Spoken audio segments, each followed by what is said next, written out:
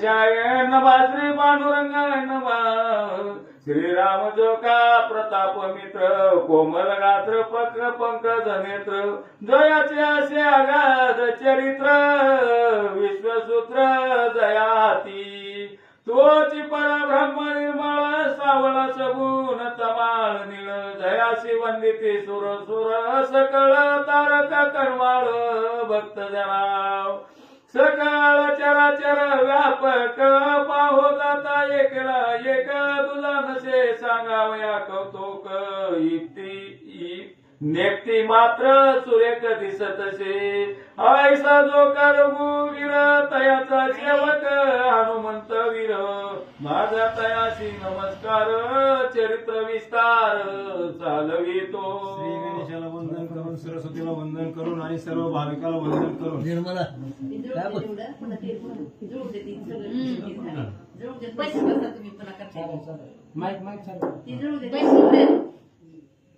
कथेचा अनुसंधान की आता जे आपण 10-5 ओव्या ऐकल्या 4-5 ओव्या गेल्या प्रभू रामचंद्राचं वर्णन केलं. प्रभू रामचंद्र कसे आहेत की एक म्हणजे एकला एक सावळा वर्ण आणि असा सगळ्या भक्तांना तारून नेणारा आणि हा भगवंत आहे. त्या प्रभू रामचंद्राचं ग्रंथकर्त्यांनी वर्णन केलं आणि त्यांचा जो सेवक आहे हनुमान तो सगळ्यामध्ये बलवान आहे असं ग्रंथकर्ते रामाचं आणि हनुमंताचं वर्णन करीत आहे. समने मुनी लागून आता करीतो कथा कथन जैसे अर्णवाचे करो निमंथन काढले जीवन सुधारस.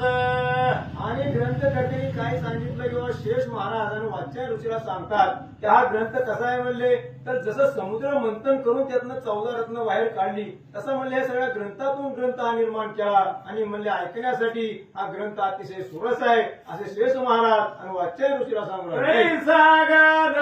रस श्रवणे प्रसिद्धे सावकासम करील सकळ अगनास भोगविल सुखास स्वर्गीच्या. आणि ग्रंथकर्ते आपल्याला पुन्हा पुन्हा सांगतात की हा ग्रंथ कसा आहे म्हणले तर अमृतासारखा आहे. तुम्ही त्याचं मनोभावानं म्हणले सेवन करावं आणि म्हणले या प्रसन्न मनानं आणि म्हणले त्या ग्रंथाचं तुम्ही ऐका सेवन करा असं ग्रंथकर्ते वारंवार नवीन करीत आहे. मागील आई दानवीर झगटले युद्ध करोन हनुमंते चंपका लागोन मूर्छित पाडिले प्रेतापरी. आणि पाठीमागच्या अध्यायामध्ये आपण काय केलं तर पुष्कराला ज्या वेळेस म्हणले त्या चंपकानं त्या ह्याच्यावर पाडलं मूर्तीत पाडलं होतं त्यावेळेस शत्रुघ्नाला म्हणले वाईट वाटलं आणि शत्रुघ्नानं हनुमंताला आज्ञा केली की हनुमंता तुझ्याशिवाय आमचा पाठीराखा कोण नाही आणि तो पुष्कराला चंपक बांधून नेतोय तरी तू त्याला सोडवून आणावं. म्हणून हनुमंताचं आणि चंपकाचं त्या ठिकाणी मोठं युद्ध झालं आणि हनुमंतानी आणि त्या पुष्कराला सोडवून त्या ठिकाणी आणले. आता ऐके पुढील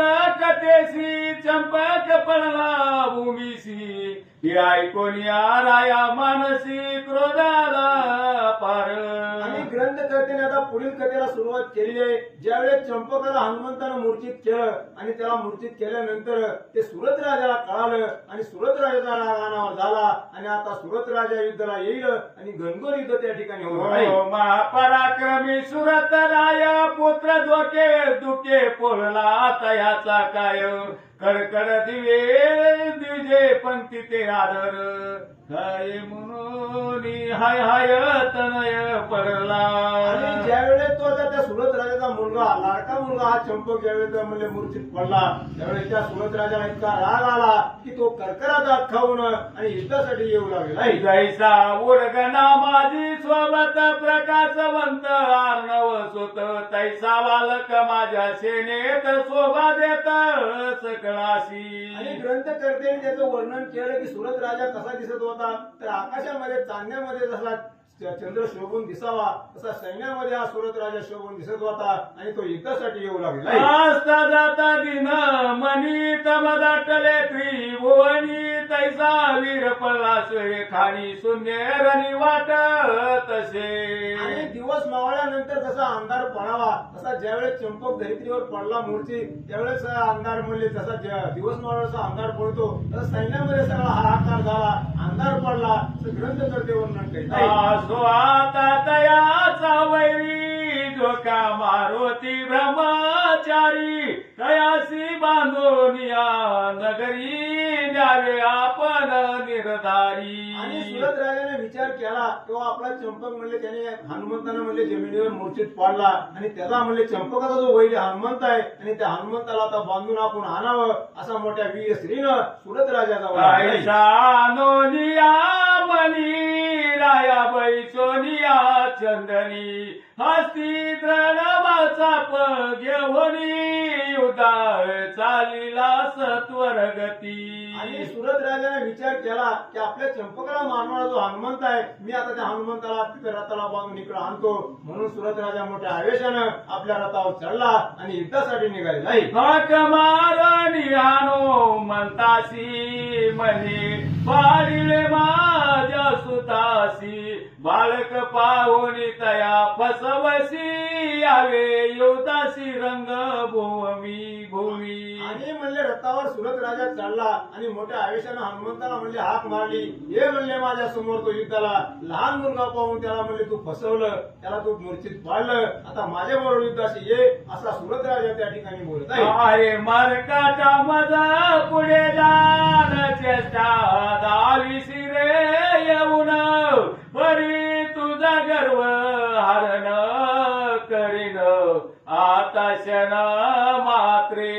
आणि सुरत राजाने सांगितलं की अरे माकडा म्हणले लहान मुलाबरोबर युद्ध करून म्हणजे तू पुरुषार्थ गाजवला आता माझ्या समोर ये आणि मी तुझा पराक्रम पाहतो असा सुरत राजा त्या ठिकाणी बोलत आहे. तू लंके माझी जावणी वीर केला राक्षसांचा संहार तो पराक्रम मज समोर न चाले तिळवर जाण पार. आणि जरी तू पाठीमागं म्हणले त्या लंकेमध्ये जाऊन राक्षसाला जरी मारला असलं तरी तो राक्षसाला असल्या लंका जाळली असली अनेक तरी कामं केली असली तर ह्या सुरत राजासमोर माझ्या समोर तुझं काही चालणार नाही तू युद्धाला ये असा सुरत राजा बोलत आहे. नसी उदा चमत्कार तुझन भेटला महावीर मजसी करिता समरण टिके सुर तुझ ऐसा. आणि तुला काय युद्ध कसं असतं कसा बाण चालवतं हे काय तुला माहित नाही म्हणले ज्यावेळेस आता तू माझ्या समोर येशील मग तुला कळलं म्हणले युद्ध कसं करावं लागतं तरी तू माझ्या समोर ये असा सुरत राजा पुन्हा पुन्हा त्याला बोलतो. कोणी म्हणे अंजनी कुमार तू राम भक्त रणधीर परी मी राम किंकर दाविन चमत्कार तुझ आता. आणि हनुमंताने सांगितलं तो म्हणले तू सुद्धा राम भक्त आहे मला माहित आहे म्हणले पण म्हणले मी बी रामदास आहे म्हणले मी बी त्या रामाचा सेवक आहे आणि तू माझ्या समोर ये म्हणजे तुलाही माझा पराक्रम कळेल असं हनुमंतही मोठ्या आईसे बोलोनिया मारुती सन्मुख पातला युधा प्रती नसे जयाच्या अंतर भीती त्रिविक्रम मूर्ती धरियेली. आणि सुरत राजाने एवढं जरी आवाहन केलं होतं तरी हनुमंतानं मोठ्या म्हणले हुशारीनं उत्तर दिलं आणि त्याच्या समोर म्हणले निर्भीडपणे मनात कसलाही म्हणले भीती न धरता हनुमंत समोर उभा राहिला आणि सुरत राजाला आवाहन त्याने केले नाही. ऐशी पुढती पावनिया तया ते सुरत मने मारो ते दस कंड युधी मा पराक्रमाते दावोनी सकळाते तोसविले. आणि त्या सुरत राजाला त्याला म्हणले हनुमंताला समोर बघितलं आणि हनुमंताला त्यांनी सांगितलं तू म्हणले रावणाबरोबर युद्ध करून मोठा पराक्रम केलाय आणि ते मलाही आज पटतंय तरी माझ्याबरोबर तू युद्ध कर असा सुरत राजा त्याला बोलत आहे. आणि तू रामपदीचा भक्त ब्रह्मचार्या सोनिया विरक्त दया पुण्य करोनी चंपक सुत मारोनी प्रेतवित पाहिला. आणि सुरत राजाने सांगितलं की तू मला माहित आहे म्हणले तू राम भक्त आहे ब्रह्मचारी आहे त्याच्यामुळे म्हणले माझा जो मुलगा चंपक आहे एवढा शूर असताना सो तू त्याला म्हणले मूर्छित पाडलं मला तू पराक्रमी आहे मला माहित आहे असा सुरत राजा त्या ठिकाणी बरे आता पासे करोनी तुझशी समरी बांधीन नीची येसी घेईन आपुल्या नगरासी स्थिर योदासी राये पा. आणि सुरत राजाने सांगितलं की मला माहित आहे म्हणले तू पराक्रमी आहे, राम भक्त आहे, तरी सुद्धा म्हणले मी तुला आता माझ्या फाशामध्ये किंवा मी पहाच टाकून तुला म्हणजे माझ्या नगराला बांधून नेतो. तुझी किती जरी ताकद असली तरी माझ्या पुढे तुझं काय चालणार नाही, असा सुरत राजा त्या ठिकाणी हे बोलतोय. माझे जान भाषण सत्य जैसे राम वचन आज करीन तुझसी निर्वाण म्हणे हनुमन ते काळी. आणि मग त्यांनी सांगितलं तेव्हा राजाने त्याला हनुमंताला सांगितलं जी मी आज बोलतोय तुला ती माझं वचन म्हणले रामासारखा म्हणले मी एक वचन आहे म्हणले तुला आज सांगतो मी राम भक्त आहे आणि आज तुला माझ्या नगराला बांधून नेल्याशिवाय राहणार नाही असा राजा पुन्हा पुन्हा बोलत आहे. तू राम भक्त आहेसी म्हणून पराक्रम दाविसी तू जरी पाशे बंधन करीसी सोड विलंबजसी श्रीराम. आणि हनुमंताने सांगितलं की राजा तू म्हणतोस की मी राम भक्त आहे तुला पाशामध्ये मी बांधून नेईन आणि तरी जरी तू मला म्हणले तुझ्या पाशामध्ये मला बांधून नेलं तुझ्या नगराला तरी माझा राम मला सोडवायला येईल आणि सोडवून नेईल असं हनुमंतही त्या ठिकाणी अपुरी प्रतिज्ञा सत्य करून दावी म्हणे वायू नंदन ऐशी ऐकोनी या वचन स्तुती करून राय बोले. आणि मग ज्यावेळेस राजाने सांगितलं की मी तुला नगराला बांधून येईन असं म्हणल्यावर हनुमंताने सांगितलं तू एवढा बोलतो तर तुझं आता प्रतिज्ञा वचन खरं करून दाखव आणि मला फासामध्ये टाकून तू बांधून ने असं हनुमंत शिव सुरत राजाला बोलत आहे. तू धन्य राम भक्त तू अससी सदा मुक्त तैसा योगी असे विरक्त नाही शक्त विषयाते. आणि त्यांनी सांगितलं तेव्हा म्हणले तू खरा राम भक्त आहे आणि त्याच्यामुळे म्हणले तू राम भक्त असल्यामुळं नेहमी म्हणले विषयापासून बाजूला आहे म्हणले ब्रह्मचर्य आहे असं त्या ठिकाणी बोलत आहे. मग गुण जोडून धनु ते करिता झाला शरवरशी ते महातीक्षण पाहुनिया हनुमंते केला भोभू करते समयी. आणि मग राजा एवढं बोलला सुरत राजाने त्याला सांगितलं की तू राम भक्त आहे असं म्हणून आपल्या धनुष्याला तीक्ष्ण असा बाण लावला आणि हनुमंतावर सोडणार तेव्हा सोडला त्यावेळेस म्हणले हनुमंताने मोठा भोकार त्या ठिकाणी केला. मोठान कर निराळी अकस्मात उतरला राया जवळी धनु घेवोनी कर कमळी चावी ते वेळी दंतानी. आणि मग ज्यावेळेस सुरत राजाने म्हणले बाण सोडला होता त्यावेळेस हनुमंताने मोठी गर्जना केली आकाशात उडी मारली आणि पुन्हा म्हणले त्या राजासमोर येऊन उभा राहिला आणि त्या सुरत राजाने जो बाण सोडला होता तो हातामध्ये झेलला आणि आपल्या दातानं कडकडा तो म्हणले मोडून टाकलेला आहे. धनु मोडून केले चुरण केविदारी सैन्य भार राय तुझे घेतले धनुष्यर तयाचाही चुर केला पण जो बाण तो सुरत राजा सोडित होता तो हनुमंत म्हणजे आपल्या हातामध्ये घ्यायचे आणि मोडून टाकायचे नाही दाताने कडकडा चावायचे असं दोघांचं मोठं युद्ध त्या ठिकाणी चालू आहे. धनु मोडून पुनरपी धनु ते आनवी ते अंजनी सुत वाटे लावी आयशी आयशी मोडी आगवी म्हणे रागवी भक्ती याची. आणि मग ज्यावेळेस सुरत राजा मोठमोठे बाण सोडित होता अनेक प्रकारचे बाण सोडले पण ते सर्व हनुमंताने तोडून टाकले आणि त्या सुरत राजाला मोठं आश्चर्य वाटलं की हा खरा राम भक्त आहे असं सुरत राजाला वाटू लागलं. या काळी राये होवन या कुपित प्रचंड शक्ती सोडी गेली त्वरित वक्षस्तरी यादळता मारुती सुत पडला मूर्छित धरणीवरी. आणि मग राजाने विचार केला की हा राम भक्त आहे का पडत नाही म्हणून त्याने एक असा तीक्ष्ण बाण म्हणले काढला आणि त्याच्यावर मंत्र जपला आणि ज्यावेळेस हनुमंतावर त्याने सोडला त्यावेळेस हनुमंताच्या रथावर तो बाण आदळला हनुमान मूर्छांगत झालेला आहे. मोर्चाचा वरणी धर करी रथ उचलिला ते अवसरी सागरी टाकवा जाई सागिरी वाटे तया परी टाकावा. आणि मग ज्यावेळेस हनुमंताच्या हृदयावर बाण लागला होता सुरत राजाचा त्यावेळेस म्हणले हनुमंत मूर्छा पन्न होणार तेवढ्यात हनुमंतानं आपली मूर्छा सावरली आणि त्या म्हणजे राजाचा रथ उचलला आणि जसा एखादा पर्वत किंवा दगड पाण्यामध्ये फेकावा असा समुद्रामध्ये फेकणार पुढे काय घडलेलं आहे. तो येतो क्या माझारी जाणार राया पराक्रमी युद्ध पुन हस्त माझी परिग घेऊन करी तारण हृदयावरी. आणि हनुमंताने त्या सुरत राजाचा रथ उचलला. आता समुद्रामध्ये असा टाकून देणार, हात वरी केले आणि तो आता समुद्रामध्ये टाकणार. इतकाच राजाने हुशार होता.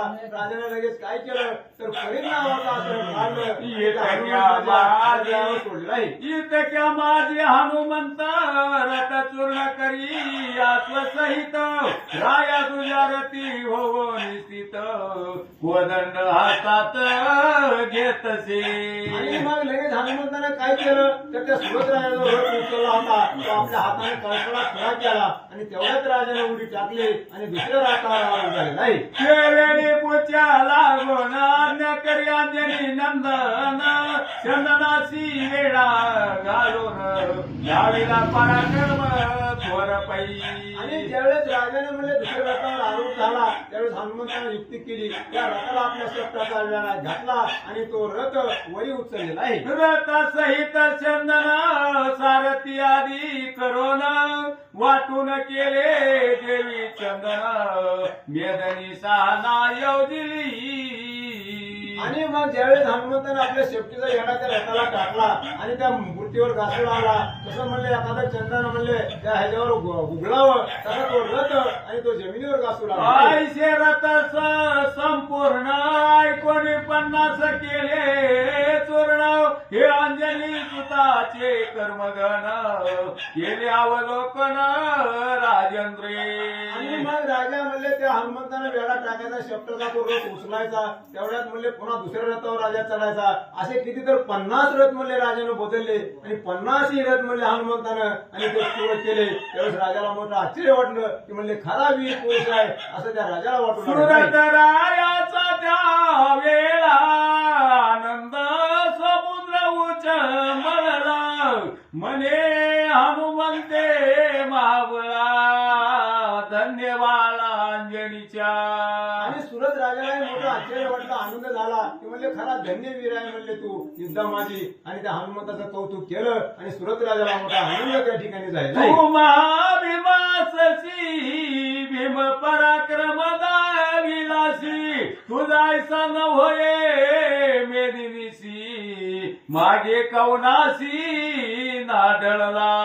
आणि राजा पुन्हा पुन्हा त्या हनुमंताचं कौतुक करायला लागला की म्हणले खरा तू म्हणले भीम आहे म्हणले आणि मोठा म्हणले योद्धा आहे आणि मागेही मी कधी असा योद्धा बघितला नाही आणि पुढेही होणार नाही. इतका पराक्रमी हनुमंता तू आहे म्हणून हनुमंताचं कौतुक त्या ठिकाणी करू लागले. तू धन्य आहेसी खरा शन एक धीर धरी जरा धनुदेव निमा पाहतो विरा जाणतो फुगारा मी पण. आणि म्हणले तू इतका हुशार जरी असला पराक्रमी असला तरी थोडा धीर धर म्हणले. आता माझा एक बाण काढतो आणि पुन्हा म्हणले तुला माझा पराक्रम दावतो, थोडा तू थांब असं हनुमंताला पुन्हा राजा बोलत आहे. हस्ती घे होली धनुष्य थोड पाशुपतास्त्र सोडिले तयावर केले उपजले पिशाच धुरंधर दिसती भयासुर ते काळी. आणि राजाने काय केलं तर पुन्हा असा तीव्र एक बाण काढला, त्याच्यावर पाशुपत नावाच्या अस्त्राचा मंत्र जपला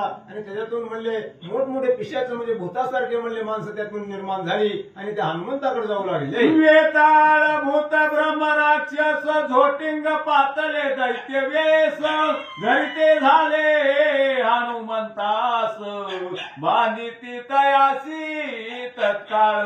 सुरत राजाने पाशुपत अस्त्राचा मंत्र ज्यावेळेस बाणावर टाकला त्यावेळेस त्याच्यापासून म्हणजे सगळे भूतावळी निर्माण झाली. वेताळ असतील, कोण असतील, झोटिंग असतील आणि त्या सगळ्यांनी म्हणजे हनुमंताला वेळा टाकला आणि बांधण्याचा प्रयत्न करू लागले.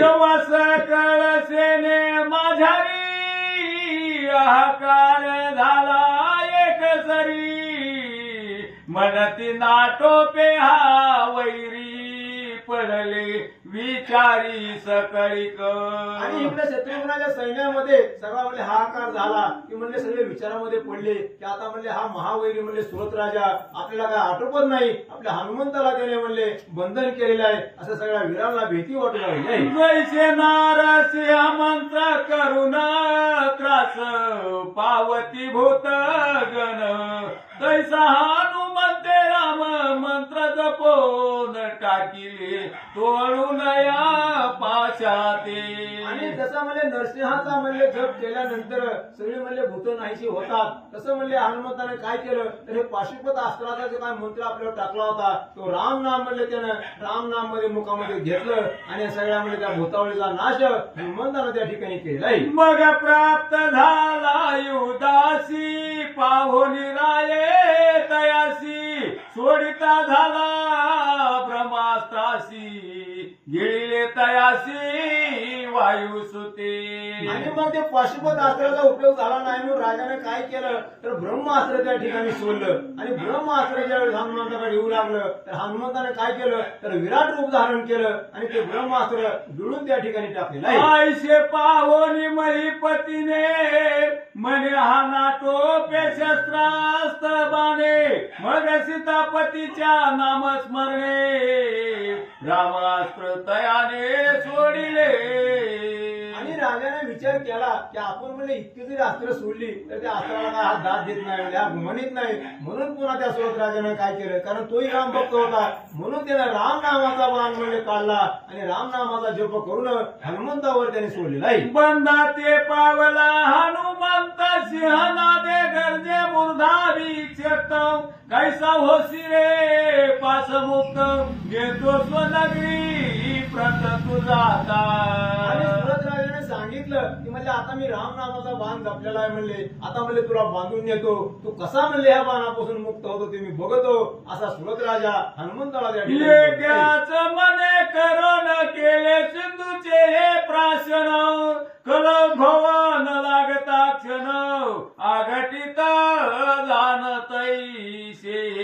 आणि सुरत राजाने सांगितलं की जसं म्हणले अगस्त्य ऋषीने एकाच गोठामध्ये सगळं समुद्राचं प्राशन केलं तसं म्हणले आता हे मी माझ्या बाणानं आणि तुला म्हणले त्या ह्याच्यात बांधून ठेवतो असा सुरत राजा त्या ठिकाणी बोलत आहे. तैसा बलनिधी हनुमंत अटिला सुरते तया प्रत हे पाहून या आश्चर्य करीत भटत तस्त राहिले. आणि अगस्त्य ऋषीने जसं समुद्र एका घोटामध्ये प्राशन केला होता तसं सुरत राजाने एकाच बाणामध्ये हा हनुमंताला आकळलं. हनुमंत एवढा वज्रदेही पराक्रमी जरी असला तरी सुरत राजाने ज्यावेळेस हनुमंताला आकळलं त्यावेळेस सगळ्या सैन्यामध्ये हा आकार झाला सगळे घाबरलेले आहेत. मग बोले वानर वीर उपाय नचले अस्त्र आणि वार जो माझा स्वामी रघुवीर तयाचा किंकर मी आसे. आणि मग सगळे वानरे बोलू लागली हनुमंताने सांगितलं म्हणले आमच्या स्वामीचाच म्हणले बाण आमच्यावर आला त्याच्यामुळे म्हणजे आमचा काही विलाज नाही म्हणले श्रीरामाचा बाण आमच्यावर आल्यामुळं आम्ही त्याचे दास असल्यामुळं आमचं त्याच्या पुढे काही चालत नाही. सगळे वानरवीर आणि हनुमंत विचार करत आहे. राम नाम पडता श्रवणी ते त्याची मंद पडे मजला गोणी रामरत्नाची घातली गवसनी केवी सुटून जाईन मी. आणि हनुमंताने विचार केला की ज्याच्या नावावर किंवा ज्या रामाच्या म्हणजे जीवावर आपण राहतो म्हणले आणि त्याच्यामुळे आपलं जगणं आहे आणि त्याच रामानं म्हणले आपल्यावर जर बाण सोडला त्या रामनामांकित बाण असल्यामुळे आपलं काही चालत नाही म्हणून हातवत झालं म्हणले कारण गुरुचा किंवा आपल्या रामाचाच म्हणले स्वामीचा बाण आपल्यावर आल्यामुळे काही विलाज नाही असा हनुमंत विचार करीत आहे. जैसा स्त्री आश्रे करोन कोंडला जाय चढानन तैसे राम पास प्रेम बंधन झालो तुझा दीन भ्रमता.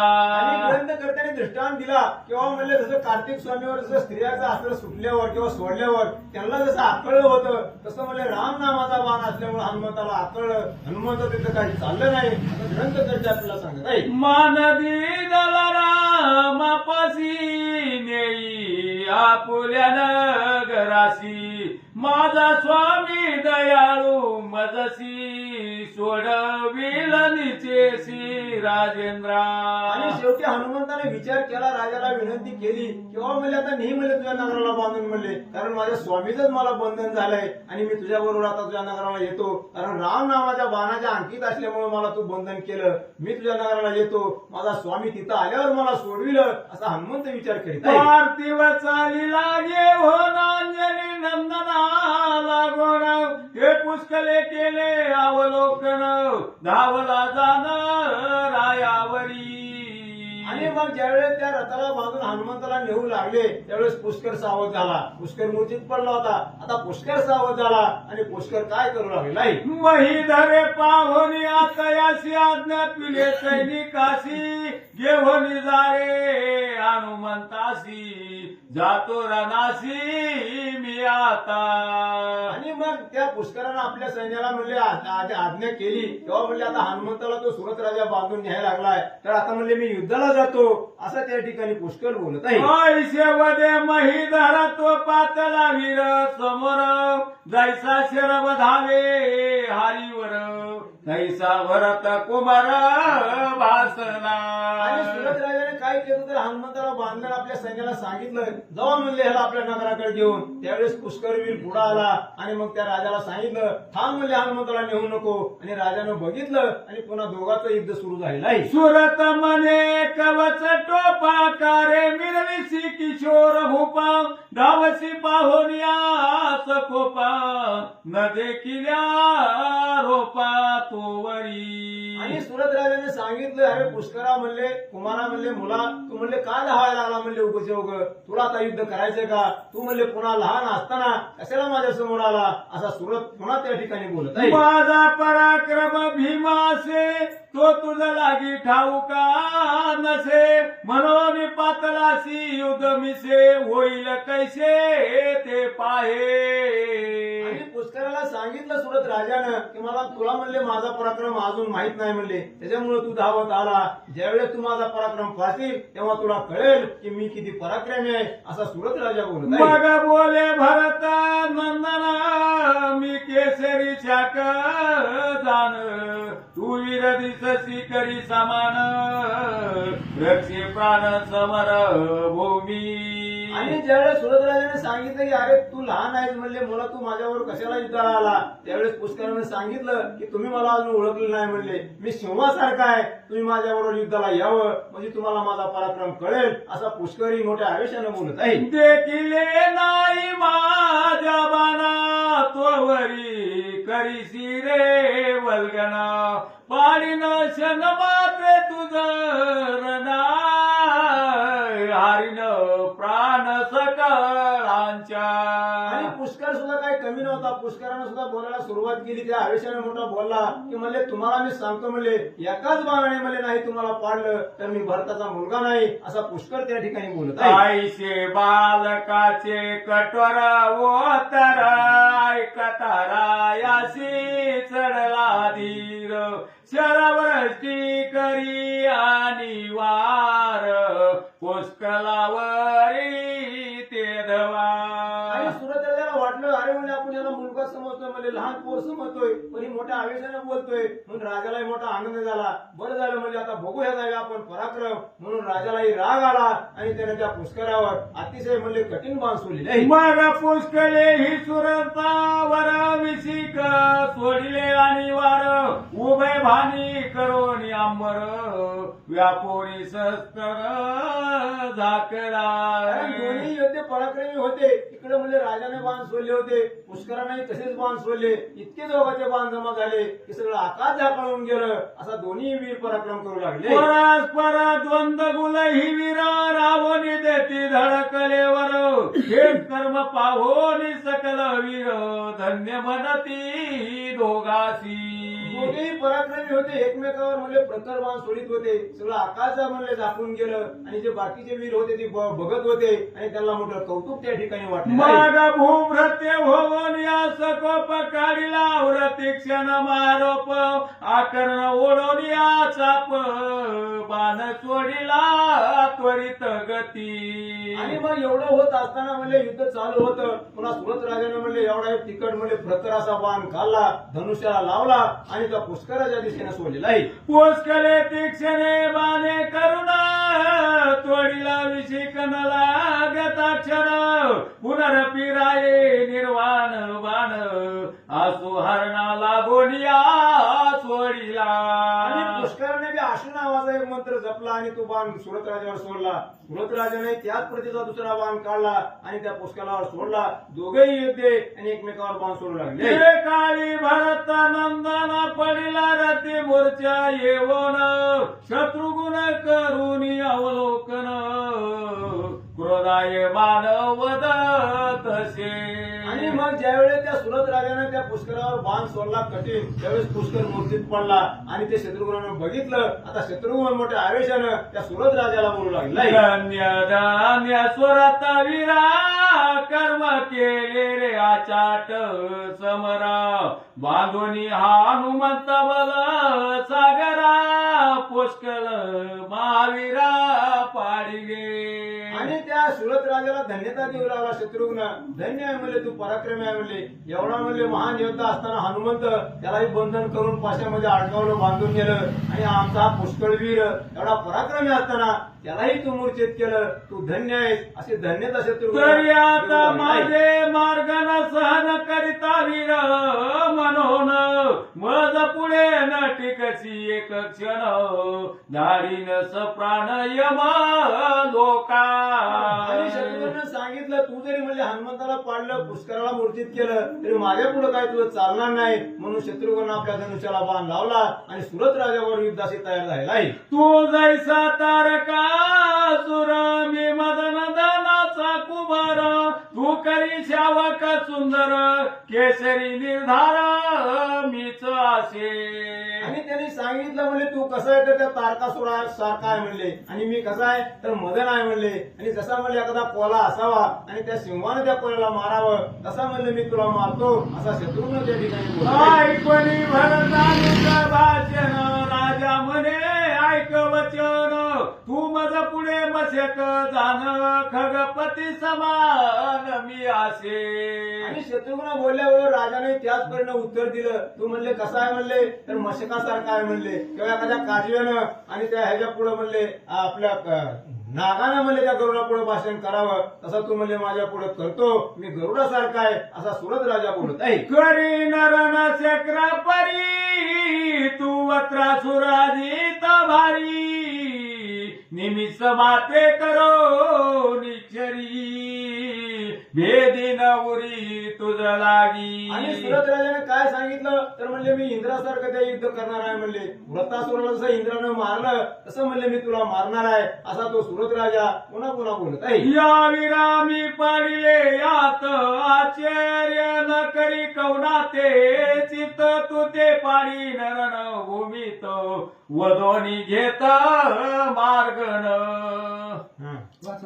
आढळ दयांचे असे ठाण शत्रुघावरी सोडी सहस्रबाण शत्रुघ्नाग्न्यास्त्र टाकून जाळीत सैन्य चालिला. आणि मग ज्यावेळेस सुरत राजा बोलला तेव्हा म्हणले मी तुला मारीन असं म्हणलं. शत्रुघ्नानं अग्नी नावाचं अस्त्र म्हणजे काढलं आणि त्याच्यावर आपलं प्रयोजन केलं आणि शत्रुघ्नानं रायवरुणास्त्र सोडून शांत केला होता क्षण काही सुते मोहनास्त्र विमानतोन सोडले झालं ते काळी. आणि ज्यावेळेस शत्रुघ्नानं अग्निअस्त्र सोडलं त्यावेळेस ह्यानं पावसाचं अस्त्र सोडलं. असं एकमेकाचे अस्त्र जशी एकमेकाला म्हणले लागू होतात तशी अस्त्र एकमेकावर सोडू लागले. मोहित झाला सैन्य भार करी अवलोकन धरोंदर स्मरून दशरथाचा ज्येष्ठ कुमार वदे उत्तर ते ऐका. आणि मग म्हणले ह्यांनी मोहिनी अस्त्र सोडलं होतं म्हणले सुरत राजानं. त्याच्यावर शत्रुघ्नानं म्हणले दुसरं अस्त्र सोडलं आणि पुन्हा म्हणले ज्येष्ठ कुमारामध्ये रामाचं नामस्मरण करून काय करतो पुढा ग्रंथ करते सांग. श्रीराम भक्ताचे जाण काय होणे आश्रे करुणाचे वदोरी सोडिला बाण टाकिले छे दोरिया अस्त्रा. आणि मग श्रीराम रामाचं म्हणले ज्यावेळेस नाव घेतलं म्हणून त्यांनी रामाच्या नावाचं ज्यावेळेस अस्त्र सोडलं त्यावेळेस पुढे काय झालेलं आहे. शत्रुघ्नासाचे वाटोन लावना चुर वदिला जाबाने करोण तो धनुष्याशी जोडीला जाण पाहोनी वचन राय बोले. आणि मग ज्यावेळेस म्हणले त्या सुरत राजानं बाण सोडला होता तो म्हणले शत्रुघ्नानं काय केलं जो बाण लवणासुरावर सोडला होता त्याचा म्हणले त्याच्यावर मंत्र टाकला आणि तो राजाकडे सोडला त्यावेळेस राजानं काय त्या ठिकाणी केलं बाण तीक्ष्ण शेजारी राम भक्ता ते पुढे काय करी तुच्छ मानितो मी निर्धारितो हृदयावरी ताडीला न येतात काळ मूर्छा येऊन रथावरी पडला जाण क्षण मात्रे सावध हो नादर चावून बाण येऊजे मग म्हणे शत्रू गुणाचे एवढा शोषिता तू ते सोत सूर म्हणे नमी निश्चिते आघोर बाण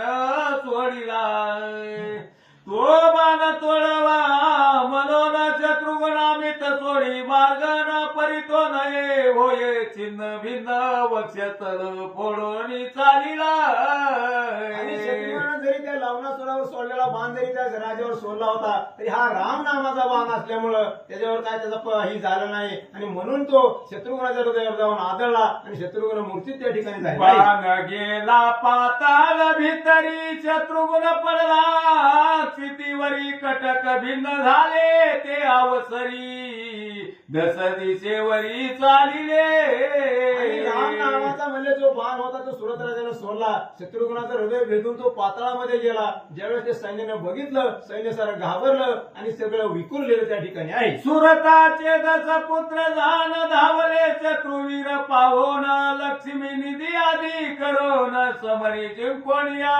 पाडिले आणि मग ज्यावेळेस सुरत राजाची काय 10 मुलं होती ती लगेच धावत आली आणि ह्यांना म्हणजे शत्रुघ्नाला पुष्कराला हनुमंत राजामध्ये बांधलं होतं त्यामुळे सगळेजण या सुरत राजाची मुलं त्या ठिकाणी धावून आलेली आहेत. आता पुढील अध्यायी कथन सुग्रीव युद्ध करील दारुण तयासी नेतील बांधून होईल कंदना घोर पै आणि ज्यावेळेस शत्रुघ्नाला पाडलं त्यावेळेस म्हणले त्या सुरत राजाची 10 मुलं आली त्या सगळ्यांना बांधलं आपल्या नगराकडे नेलं आणि आता पुढच्या अध्यायामध्ये जे युद्ध होणार आहे त्या रामाकडचा जो म्हणले हा शत्रुघ्नाकडला योद्धा सुग्रीव त्या ठिकाणी युद्ध करील तो कथा भाग पुढच्या अध्यायामध्ये सांगितलेला आहे. काळी हनुमंत गान करील राघव स्तोत्र पठण हे जाणोनी करुणागण येईल आपण समरांगणी आणि मग ज्यावेळेस सुरत राजा आटोपत नाही त्यावेळेस सगळ्यांना कळलं की आता रामाशी पर्याय नाही म्हणून म्हणजे हनुमान काय करील त्या रामाचं स्तोत्र पठण करील म्हणून पुन्हा रामाला तिथं यावं लागेल हा कथा भाग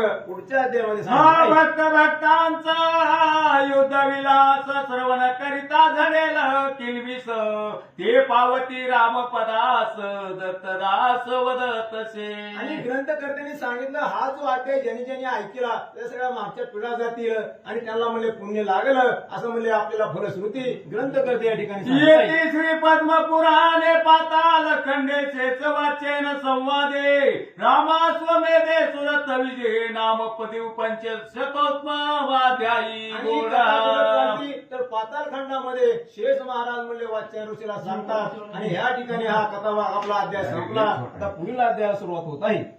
कुंडलिक वरदे हरिहर श्री ज्ञानदेव तुकाराम पंढरीनाथ भगवान की जय.